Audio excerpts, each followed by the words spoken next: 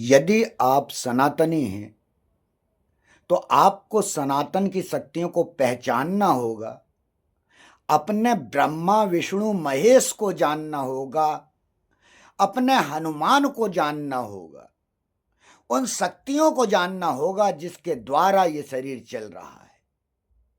हम इन इंद्रियों के गुलाम होकर उन आडंबरी लोगों के चमत्कारों में फंस गए, जो हमें इंद्रियों का गुलाम बनाकर और भय और डर दिखाकर हमें नपुंसक बनाने की कोशिश कर रहे हैं। और वो ये कहते हैं कि सनातन खतरे में। सनातन कभी खतरे में हो ही नहीं सकता जब तक तुम अपनी ऊर्जाओं को भूल नहीं जाओगे।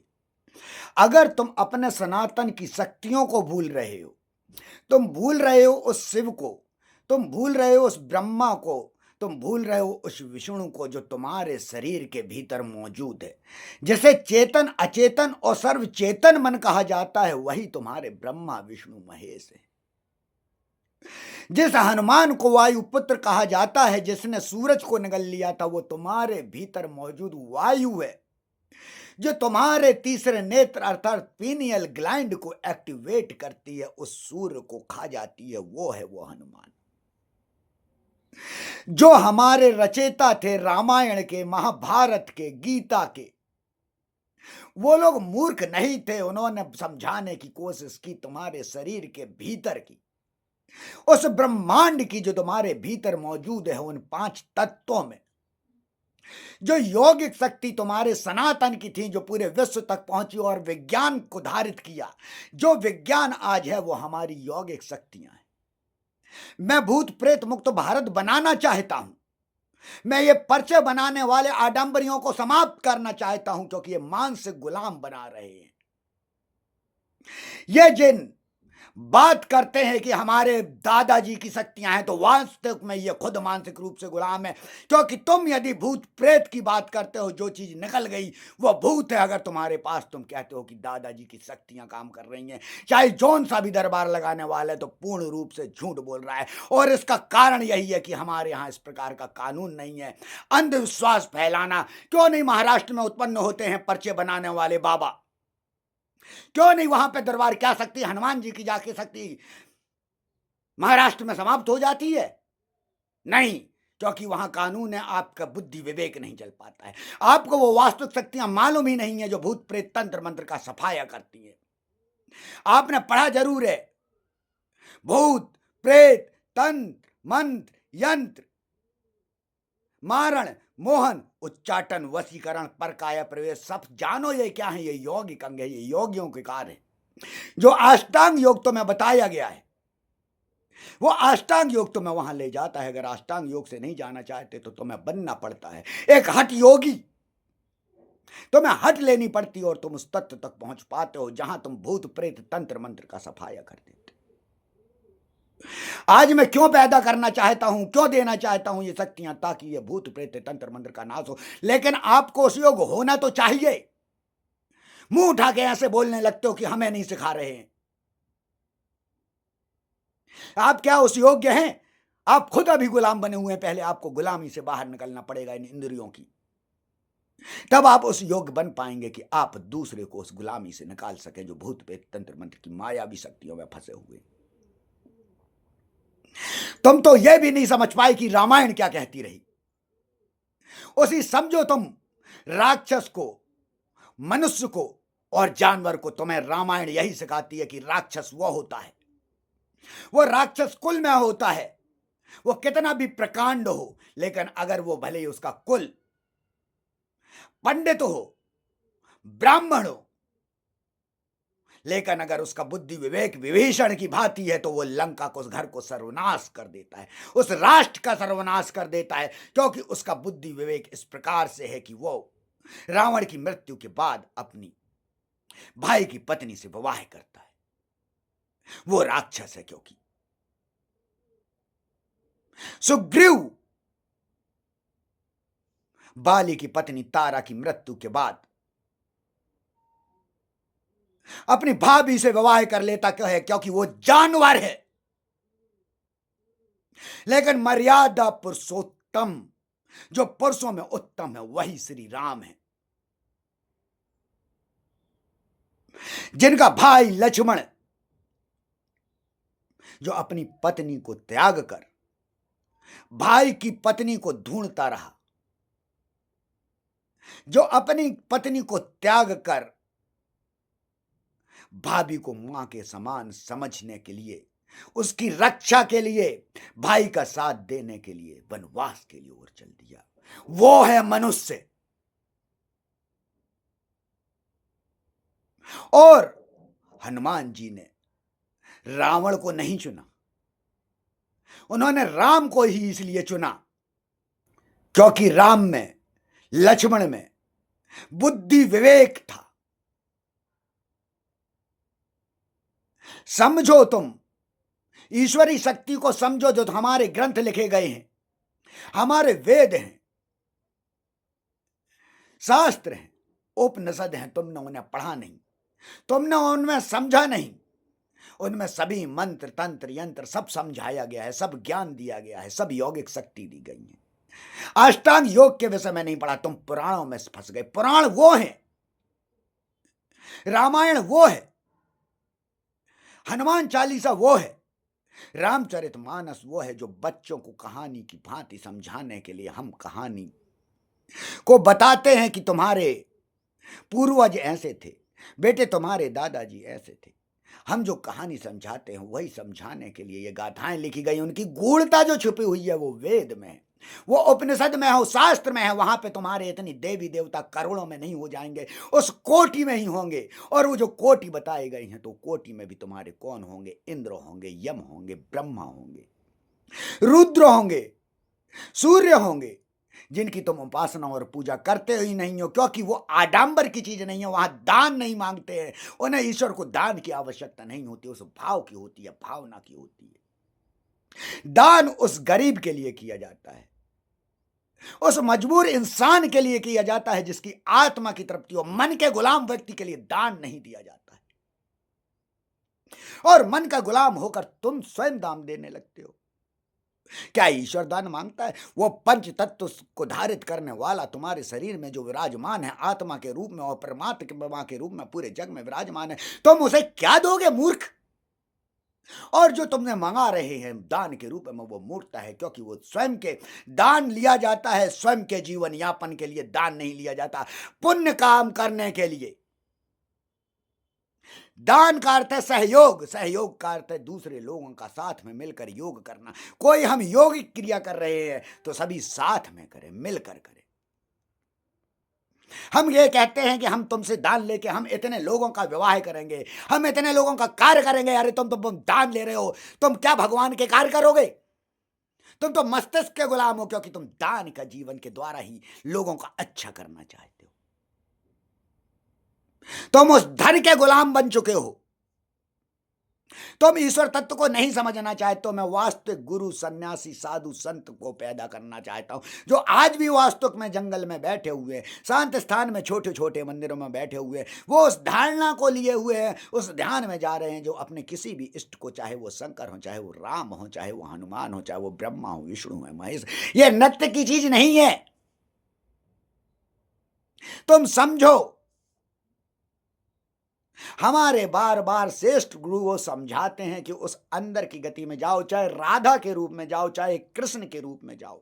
मैं तुम्हें झटके में, मिनटों में, 45 मिनट में, क्यों गीता के ज्ञान की भांति जो कृष्ण ने अर्जुन को दिया था वो 45 मिनट में, मैं 45 मिनट में ही तुम्हारे भूत प्रेत तंत्र मंत्र मानसिक जितने भी विकार भीतर से उत्पन्न होते हैं वो सभी समाप्त किए जा सकते हैं। वो कोई भी क्यों ना हो, चाहे वो पर काया प्रवेश होती हो, चाहे वो दूसरों के प्रति घृणा होती हो, चाहे वो किसी चीज की लत होती है, सब कुछ समाप्त किया जा सकता है हमारी बुद्धि और विवेक के द्वारा। जो हमारे अंदर बैठा है ब्रह्मा विष्णु महेश, उसके द्वारा। बस उसे चलाने वाला, जानने वाला चाहिए, वहां तक पहुंचाने वाला चाहिए। वो हनुमान को जब तक तुम मूर्ति के रूप में वानर की तरह देखते रहोगे तब तक तुम उस हनुमान की शक्ति कभी नहीं पहुंच पाओगे। तुम्हें जानना होगा कोई वो वायु पुत्र है, वो वायु की शक्ति है जो तुम्हारे भीतर पहुंचकर तुम्हारे तीसरे नेत्र अर्थात पीनियल ग्लैंड में एक्टिवेशन करती है।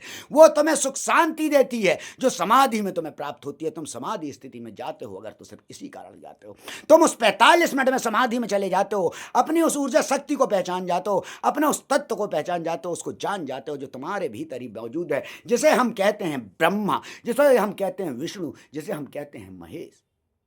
तुम्हें उस आदि शक्ति को जानना पड़ेगा, उस पार्वती को जानना पड़ेगा, उस 9 रूपों को जानना पड़ेगा जो माँ भगवती ने अपने उत्पन्न किए, चाहे वो काली रूप में हो, चाहे लक्ष्मी रूप में हो, चाहे सरस्वती रूप में, वो सब तुम्हारे भीतर ही विराजमान होते हैं। पूरा ब्रह्मांड तुम्हारे भीतर विराजमान है। मैं बस उसी को जगाना चाहता हूं, मैं वहीं तक तुम्हें ले जाना चाहता हूं और तुम वहां पहुंच सकते हो।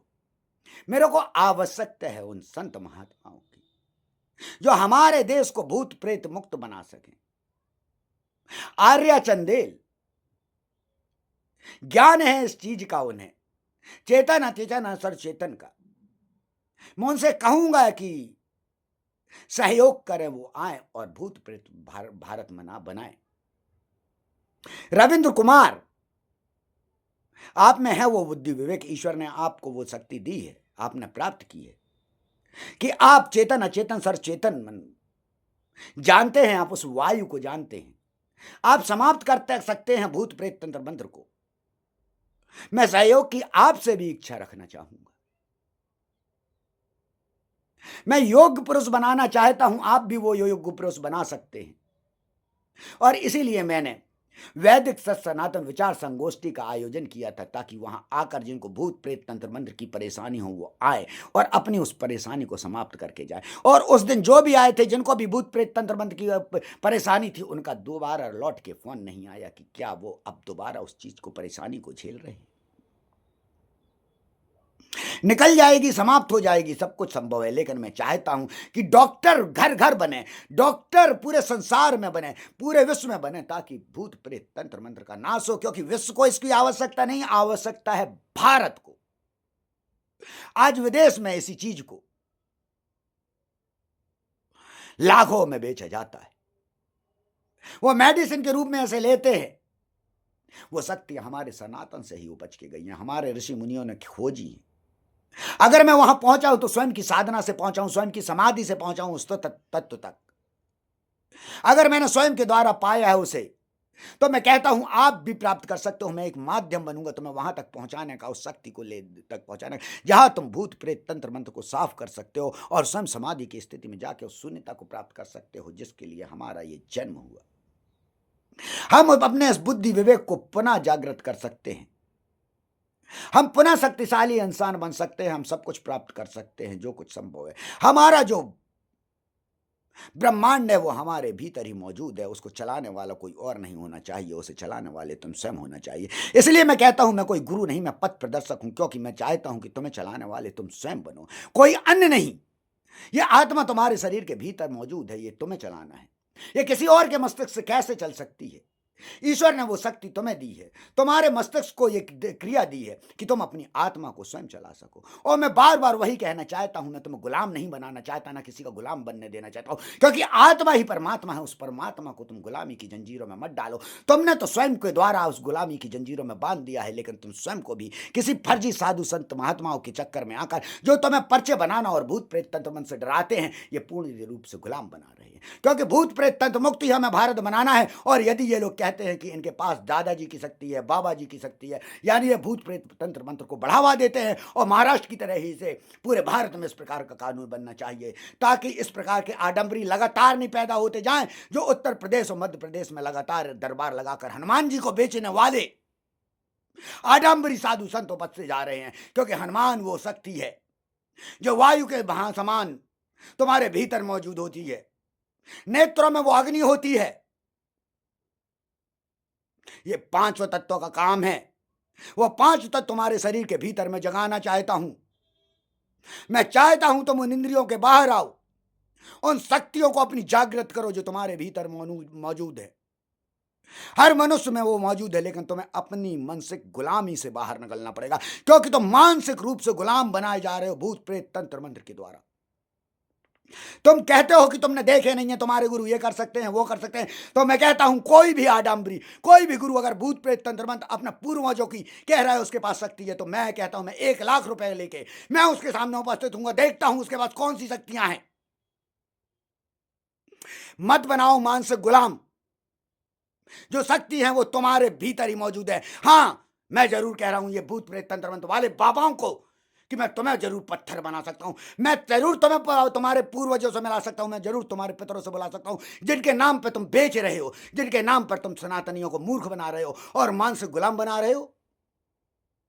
तुम्हें नहीं समझ आ रहा है आगे कहां को पहुंच रहा है सनातन।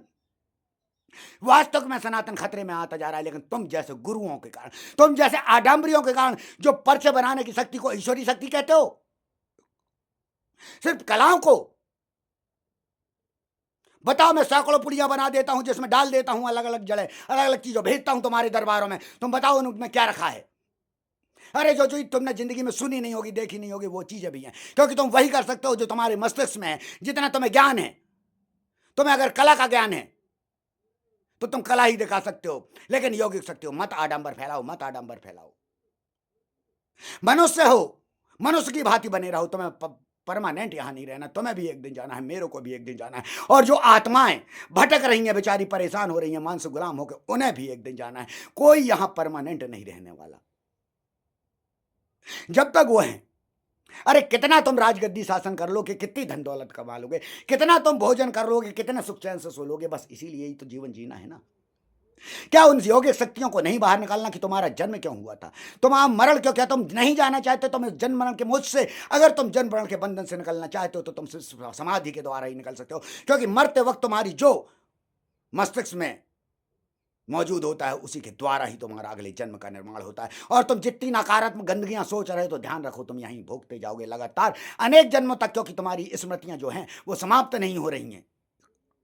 तुम स्मृतियां अपनी समाप्त कर सकते हो समाधि के द्वारा, जो तुम्हें बार बार मैं ले जाना चाहता हूं, जो मैं तुम्हें 45 मिनट में पहुंचाना चाहता हूं, जिसके द्वारा तुम जन्म मरण के बंधन से बाहर निकलकर मोक्ष की प्राप्ति करते हो। क्योंकि मस्तिष्क को तुम शून्यता में पहुंच जाते हो, समाधि के स्थान पर पहुंच जाते हो जहां शिव मौजूद है और जिसका नाम ही आत्मा है, और आत्मा ही परमात्मा है।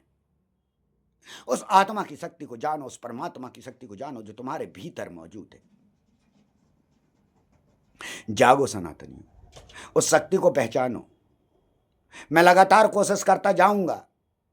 मैं आप लोग साधु संत महात्मा तक जो वो वास्तविक आप लोग बैठे हैं, निश्चिंत रहिए। मेरे को मैसेज करिए आप अपने स्थान, व्हाट्सएप करिए, मैं कोशिश करूंगा आप लोग के जन तक पहुंचने की, वो आपको विद्या प्रदान करने की, क्योंकि आप लोग वास्तविक रूप में जिस खोज के लिए निकले थे उस खोज तक नहीं पहुंच पाए। और इन मानसिक विकलांग वालों ने अपने कार्यक्रम में, मैं देखता हूं कि इनके कार्यक्रम में अच्छे अच्छे साधु सन्यासी एक आम व्यक्ति की भांति ऐसे पीछे घूम रहे होते हैं, सिर्फ इसलिए क्योंकि आडंबर इस समय अपना प्रकाशमान में है। कला जागृत हो रही है, क्योंकि इसका कारण है कि हमारे यहां पे इस प्रकार का कानून नहीं है कि यदि कोई भूत प्रेत तंत्र मंत्र के माध्यम से आपको लूट रहा है।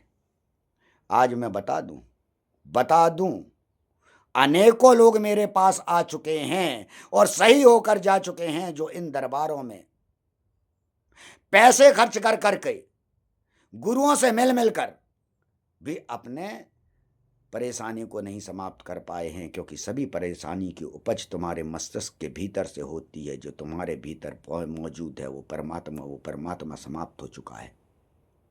उस परमात्मा की मैं उत्पन्नता तुम्हारे भीतर करना चाहता हूं, उस ब्रह्मा विष्णु महेश को जगाना चाहता हूं, उस आदि शक्ति को ऊपर उठाना चाहता हूं, जिसके द्वारा इन सभी नकारात्मक शक्तियों का नाश होता है। सभी साधु संत महात्मा, आप जहां पे भी एकांत में बैठे हुए हैं, छोटे छोटे आश्रम में बैठे हुए हैं, भारत के किसी भी कोने में मौजूद हैं, मैं पहुंचूंगा आप तक। मेरा उद्देश्य यही है, आडंबर को हटाना और सनातन की वास्तविक संस्कृति को वापस लाना। और यह संभव नहीं है कि मैं अकेले ये कर सकूं।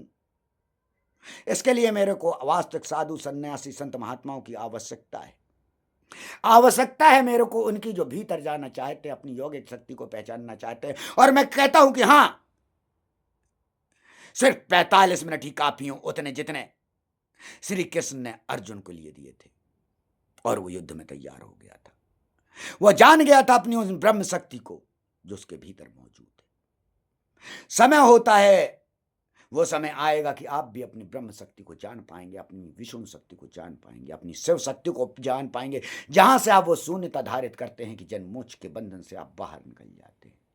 आप उस विष्णु शक्ति को प्राप्त कर सकेंगे जिसके द्वारा आप अपने आसपास भलन पोषण सामान्य तरीके से कर सकते हैं। आप उस ब्रह्म शक्ति को जान पाएंगे, उससे मिलन कर पाएंगे जिसके द्वारा चीजों का निर्माण होता है, कर सकेंगे आप। बस आवश्यकता होगी उस हनुमान की, उस वायु की, जो हर सांस के साथ तुम्हारे भीतर जा रही है। तुम्हें उस हनुमान को समझना पड़ेगा।